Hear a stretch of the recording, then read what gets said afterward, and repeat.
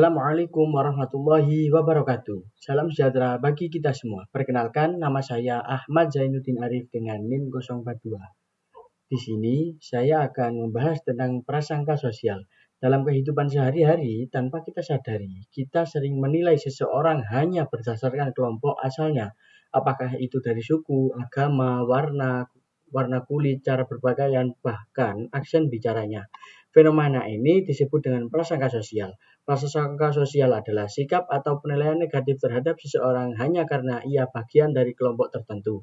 Prasangka ini seringkali tidak didasari oleh pengalaman langsung, melainkan terbentuk dari stereotip atau asumsi yang diwariskan oleh lingkungan sosial, media, bahkan pendidikan kita sejak kecil.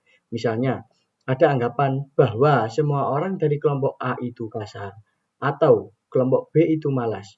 Padahal kita tahu sifat dan perilaku seseorang tidak bisa ditentukan oleh latar belakang kelompoknya saja.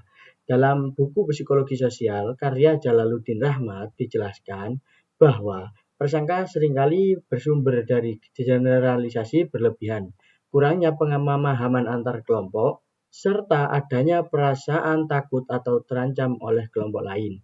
Prasangka bukan cuma masalah pikiran, ia bisa berdampak langsung dalam bentuk diskriminasi, pengucilan, bahkan kekerasan. Ketika prasangka dilembagakan, ia bisa menjelma menjadi ketidakadilan dalam sistem, misalnya dalam hal akses pendidikan, pekerjaan, atau layanan publik. Lalu, bagaimana cara kita mengurangi atau bahkan menghapus prasangka sosial?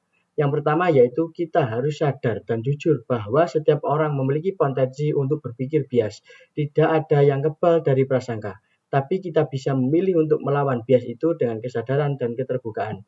Yang kedua yaitu bangunlah kontak sosial positif dengan orang-orang dari kelompok berbeda. Ini disebut kontak hipotesis, di mana interaksi langsung akan membangun pemahaman dan menghancurkan stereotip. Kemudian yang ketiga adalah jadilah konsumen informasi yang kritis. Jangan mudah percaya pada berita atau narasi yang menyudutkan satu kelompok tanpa data yang valid. Dan yang terakhir yaitu kita perlu menanamkan pendidikan toleransi dan empati sejak dini, baik di rumah, sekolah, maupun media. Mari kita bangun masyarakat yang inklusif, adil, dan menghargai keberagaman. Karena sejatinya kita semua adalah manusia yang sama, hanya berbeda dalam latar dan cerita.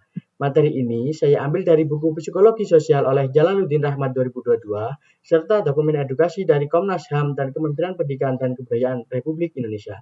Terima kasih sudah menonton, semoga bermanfaat. Jangan lupa share video dan like video ini agar makin banyak orang yang sadar dan peduli terhadap bahaya prasangka sosial. Sekian dari saya, apabila ada salah kata dan penyampaian, kami mohon maaf yang sebesar-besarnya. Wassalamualaikum warahmatullahi wabarakatuh. Tip, tip, tip, tip, tip, tip, tip, tip, tip.